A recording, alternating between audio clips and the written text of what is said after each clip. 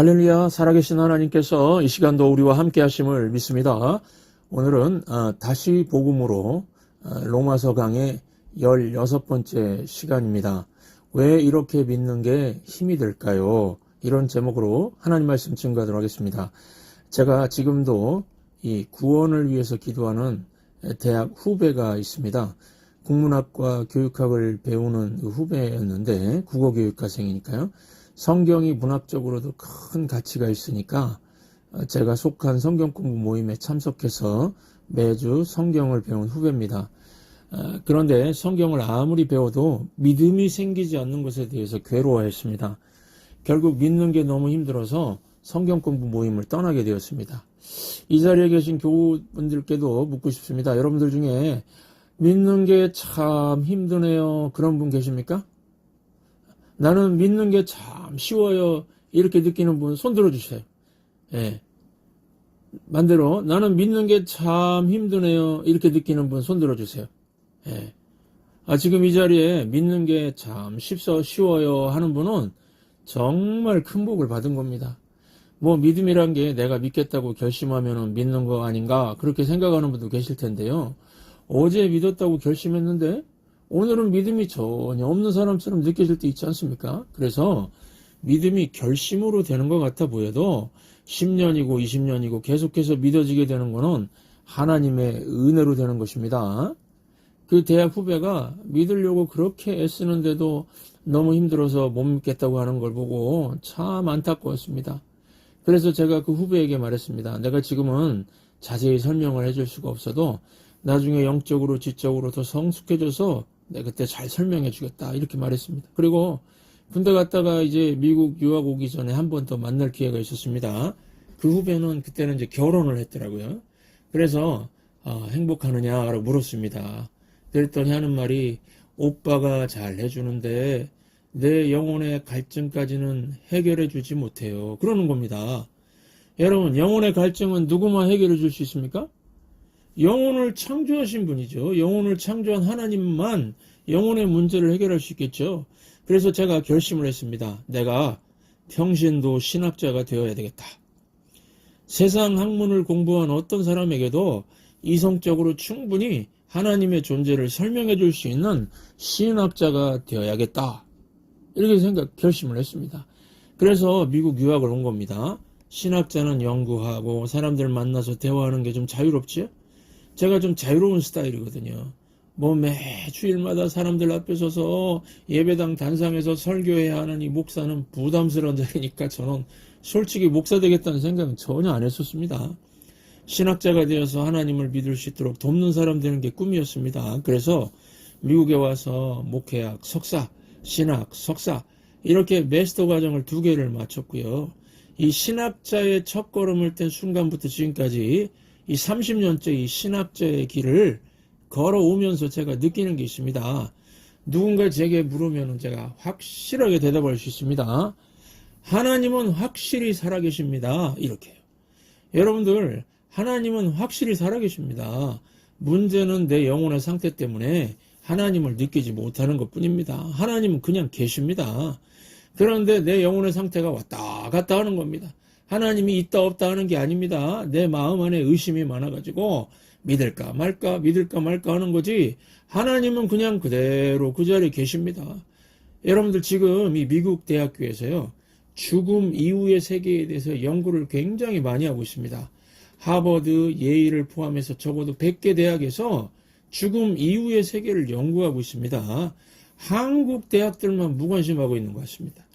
미국의 그래서 논문들, 연구 자료, 책들에 실린 실제로 있었던 일 하나만 소개하면은요.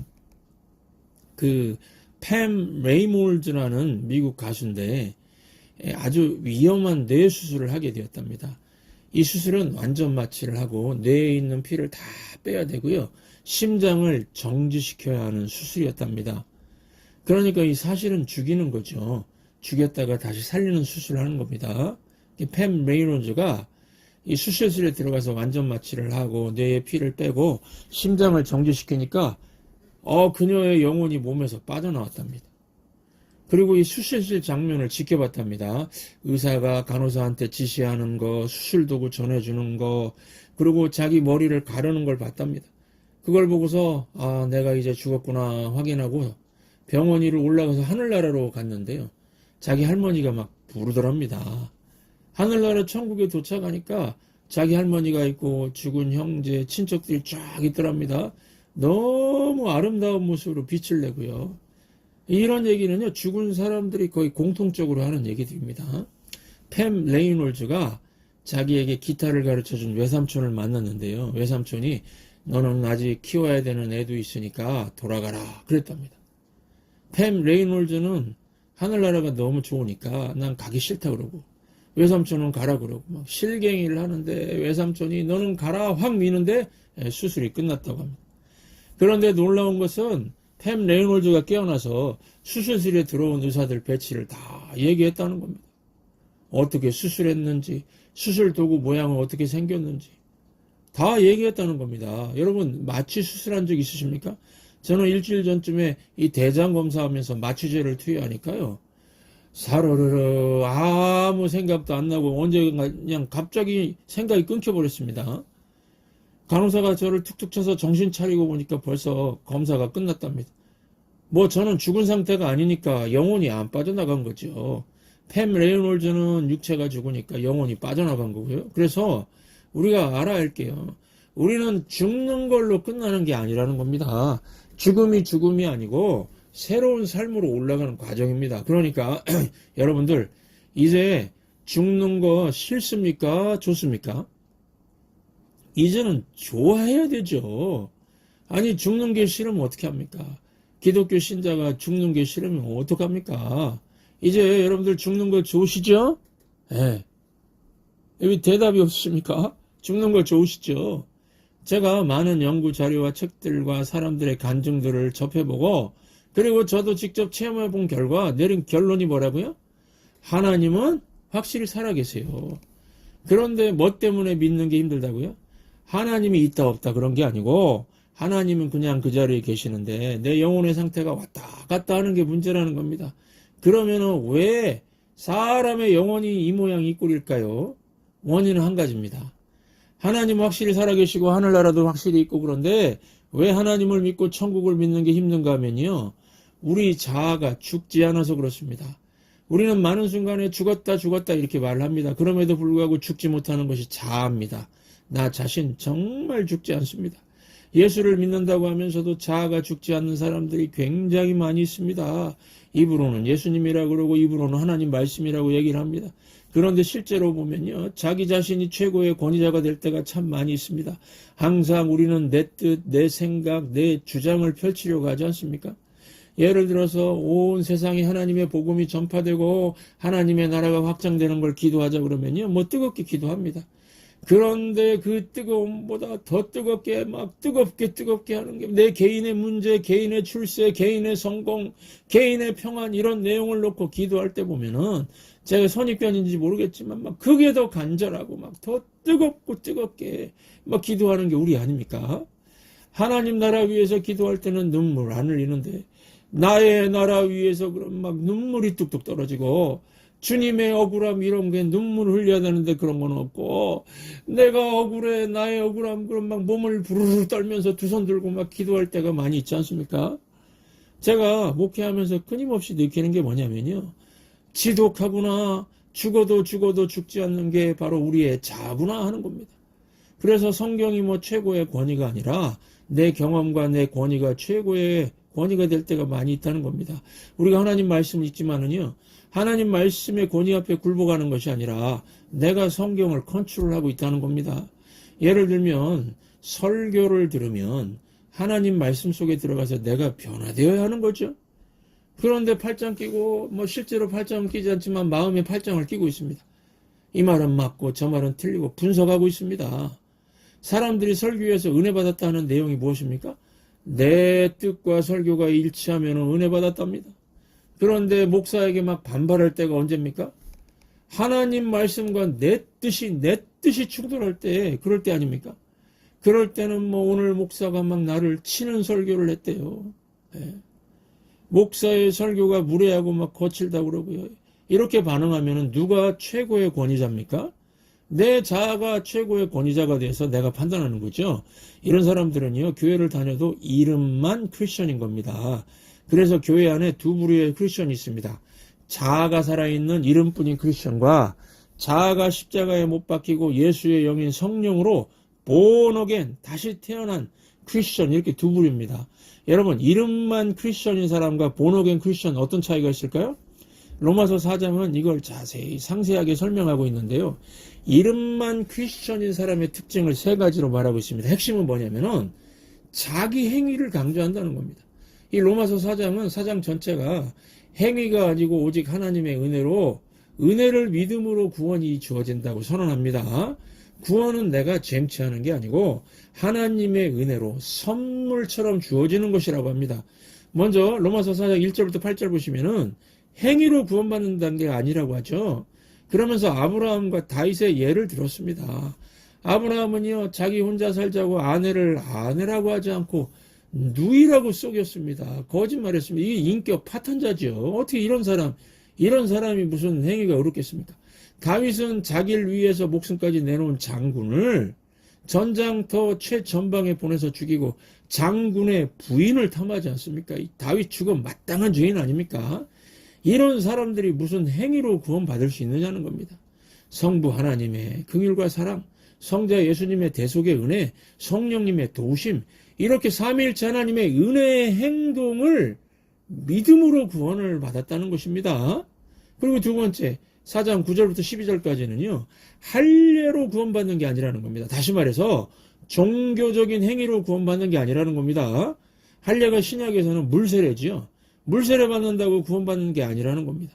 이전에 섬기던 교회에서 어떤 성도가 물세례를 받고 나서부터는 교회를 안 나오는 겁니다. 그래서 물었습니다. 아니, 세례받은 사람이 왜 교회 예배를 참석하지 않습니까? 그랬더니 그 사람 대답이요. 세례 받았으면 다 된 거 아닙니까? 구원의 표를 받았으니 다 된 거 아닙니까? 이러더라고요. 여러분, 예수님을 믿으면 구원받습니까? 물세례를 받으면 구원받습니까? 하나님의 삼위일체 하나님의 세 가지 은혜 행동을 믿어야 구원받습니다. 성부 하나님의 사랑, 성자 예수님의 십자가 대속의 은혜, 성령님의 도우심, 이거를 영접해야 구원받습니다. 영접이 믿음이죠. 그러니까 물세례를 무슨 부적처럼 생각한다고 구원받는 게 아니라는 겁니다. 이런 거는요, 불교에서 뭐 기와장 한 장 사가지고 자기 이름 적어서 바치면은 복이 임한다, 막 이런 거하고 다를 바 없는 거죠. 여러분, 모든 종교적인 행위는 믿음으로 구원받고 나서 하는 거지. 믿음 생기지도 않았는데 뭐 뜨거운 열심, 뭐 열심 이런 거 갖지 마시기 바랍니다. 올바른 믿음이 올바른 열심보다 중요합니다. 그러니까 교회 와서 예배만 드려도 좋으니까 뭘 할 생각하지 마시고 예수님 붙들고 십자가부터 통과하십시오. 죽지 않은 자아로 교회 일하면 탈납니다. 결코 행복하지 않습니다. 세 번째, 로마서 4장 13절에 17절 보시면은 율법을 지켜서 구원받을 수 없다는 내용입니다. 여러분, 율법은 하나님 주신 거룩한 말씀입니다. 이 율법을 주신 목적은 다 지켜서 구원받으라는 게 목적이 아니고요. 거울과 진단으로 주신 겁니다. 율법이라는 거울을 보면 내가 영벌받아 마땅한 죄인이고 도저히 고칠 수 없는 영적인 질병을 가진 병자라는 진단을 받는 겁니다. 율법은 진단만 가능하지 처방은 못합니다. 구원을 주지 못합니다. 그런데 바보같이 율법을 지켜서 구원받겠다는 율법주의자 보십시오. 결국 위선에 빠집니다. 처음에는 남들보다 뭐 10계명 줄줄 외우면서 지키겠다고 하니 막 특별해 보이겠죠. 그러나 시간이 지날수록 율법의 행위를 다 못 지킨다고 하는 걸 느끼고 이 속사람은 막 탄식하는데 겉사람은 아닌 척 하려고 그러니까 위선자 되는 겁니다. 그러니까요, 주변에서 막 지나치게 막 율법, 주일성수, 금식, 뭐 백일기도 막 심각하게 이런 얘기 많이 하는 사람 조심하십시오. 얼굴 표정이 막 심각해가지고 자꾸 뭘 해야 된다, 행위 강조하는 사람 조심하십시오. 그런 말을 많이 하는 사람은요, 자기가 그런 말 많이 하면 좀 나은 사람인 것처럼 포장하려고 하는 율법주의자일 가능성이 높습니다. 진짜 구원받은 하나님 자녀는요, 아무 말 안 해도 평안하고 자유함이 있습니다. 이 로마서 전체 주제 잊지 마십시오. 오직 삼위일체 하나님의 세 가지 은혜 행동을 영접함으로 구원이 임한다는 겁니다. 세 가지 은혜 행동이 뭐라고요? 하나님이 세상을 이처럼 사랑하사, 나를 사랑하사, 성부 하나님의 사랑입니다. 사랑의 행동. 사랑하니까 하늘나라에 오길 바라시겠습니까? 지옥에 떨어지길 바라시겠습니까? 한 사람도 지옥에 떨어지길 원치 않으시는 겁니다. 우리 하나님 아버지는요. 그래서 독생자를 주셨으니 성자 예수님을 내어주셔서 우리 죄값을 치르게 하신 거죠. 예수님의 대속이 있었습니다. 그리고 누구든지 예수 믿으면 멸망하지 않고 영생을 얻게 하시려고 성령 하나님이 우리를 하나님 자녀로 태어나게 도와주십니다. 성령의 도우심. 삼위 하나님이 다 하신 거죠. 그래서 은혜입니다. 내 행위 아닙니다. 그럼 하나님의 은혜를 우리가 어떻게 받는다고요? 우리 것으로 어떻게 삼습니까? 믿음입니다. 그냥 영접하면 하나님의 것이 다 내 것이 되게 해주십니다. 쉽지요? 힘들지 않지요? 우리가 하나님 말씀 듣고 은혜가 임하면 믿는 것만큼 쉬운 게 없습니다. 여러분들 이 세상에 있는 모든 것보다 더 크신 분이 하나님이시죠? 하나님이 만드신 게 우주 세상이니까요. 세상보다 큰 게 하나님이시고 적어도 나의 경험보다 훨씬 크신 분이 하나님 아닙니까? 그런데 많은 순간에 우리가 하나님의 내용을 내 작은 경험에 담으려고 하는 경향이 있다는 겁니다. 창세기 1장을 보십시오. 하나님이 가라사대, 하나님이 말씀하시되, 이 표현이 8번 반복됩니다. 하나님이 가라사대 그대로 되니라. 우주 만물이 창조가 됐습니다. 하나님 말씀하신 그대로가 다 현실로 이루어졌습니다. 이게 우리 경험으로 받아들일 수 있습니까? 우리가 말하면은 그대로 될까요? 뭐 제가 갈비탕 한 그릇 나와라 그러면 탁 존재하나요? 안 되죠. 그래서 우리는 경험적으로 받아들일 수 없으니까 뭐라고 하죠? 이것은 경험상 말이 안 되니까 거절하자 그런다는 겁니다. 우리가 기적에 대해서도 잘 받아들이지 못하는 이유가 무엇입니까? 내 경험이라는 틀 속에 그걸 담으려고 합니다. 여러분, 내 경험보다 큰 것이 성경 말씀입니다. 내 경험보다 큰 것이 하나님 말씀이죠. 이건 마치 작은 대접에다가 바닷물을 담으려고 하는 시도와 똑같습니다. 여러분, 대접이 아무리 커봐야 작은 대접입니다. 거기에 어떻게 바닷물을 담겠습니까? 그런데 많은 사람들이 하나님의 모든 말씀들을 자기 경험이라는 작은 대접에 담으려고 하는 어리석은 시도를 한다는 겁니다. 반대가 돼야죠. 하나님이라는 바닷물 속에 내 대접을 집어 던져야 됩니다. 내 대접 속에 하나님이 들어올 수 있는 게 절대로 아닙니다. 이 시간 하나님이라는 바닷물 속에 내 인생이라는 작은 대접을 집어 던지고 푹 다이빙 하시고 잠기시기 바랍니다. 여러분들 이 시간 좀 여유를 가지고 미국에 이민 와서 어떻게 살았는지 한번 돌아보시기 바랍니다. 그냥 하늘을 볼 겨를도 없이 정신없이 세상을 살았을 거 아닙니까? 하루라도 돈 벌지 않으면 살기 어려운 이민자의 삶이죠. 행복이 뭘까 느낄 겨를도 없이 분주하게 살으셨죠. 그러다 나이 먹고 병들고 그러지 않았습니까? 이제 인생이 얼마 남지 않았구나 느끼시죠? 살아온 날보다 살 날이 적지 않습니까? 가끔씩 혼자 천장 쳐다보면서 허무함을 느끼시는 분 계시죠? 인생이 70, 80입니다. 70년, 80년 사는 게 평균이죠. 나는 어디로 갈까? 천장 보면서 생각하면 불안하기도 한 분들 계십니까? 죽음이 좋은 거 맞죠? 제가 이 말하면 화들짝 놀라면서 죽는 것만 겁나는 분 계십니까? 하나님은 하늘나라 다 예비해 놓으시고 항상 그 하나님 계셨습니다. 하나님 항상 그 자리에 계셨습니다.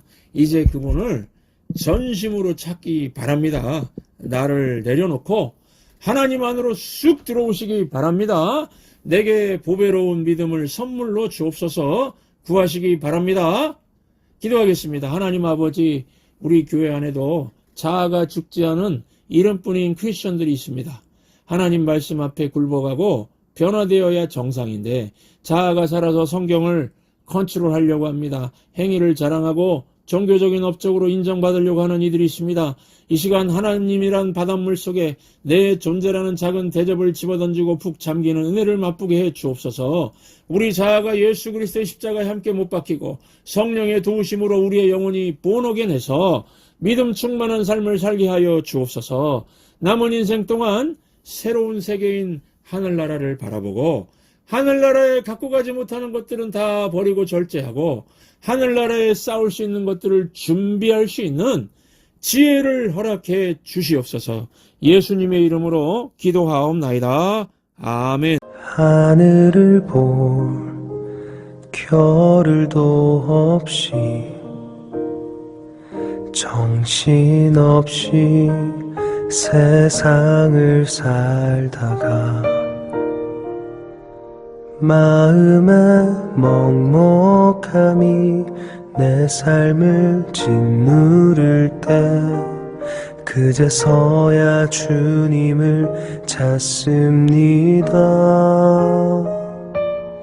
행복을 느낄 겨를도 없이 분주하게 세상을 살다가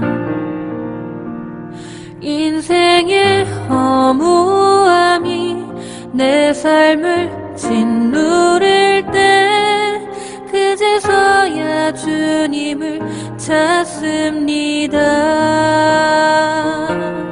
오늘도 여전히 주님은 그 자리에서 우리를 끊임없이 돌보시는데 부족한 내 영혼은 아직도 갈 길을 모릅니다. 내게 믿음 주소서, 내 연약한 마음 돌보소서. 한없는 주님의 사랑 알게 하소서. 영원까지 그의 백성 지키시는 우리 하나님 바라보며 살게 하소서.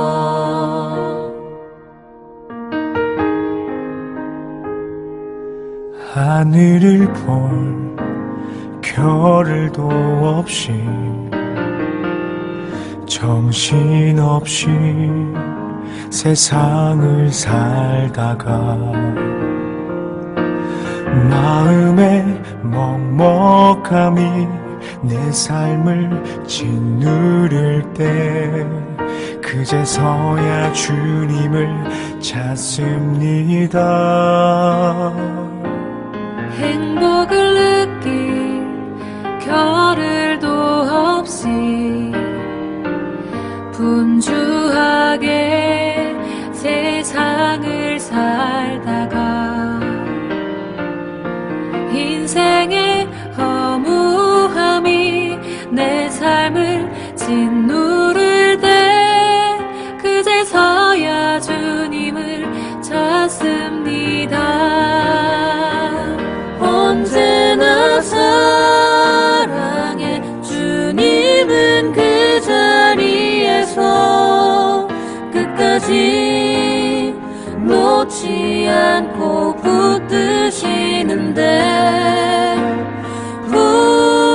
부족한 내 마음은 아직 돌아올 줄 모릅니다. 모든 것을 다 잃은 것 같던 순간에도 모든 아픔이 다 내 것인 것 같다 해도 항상 지키시는 나의 주 세상을 살아갈 힘 되시네. 내게 믿음 주소서, 내 연약한 마음 돌보소서. 한없는 주님의 사랑 알게 하소서. 영원까지 그의 백성 지키시는 우리 하나님 바라보며 살게 하소서. 하늘 보며 살게 하소서.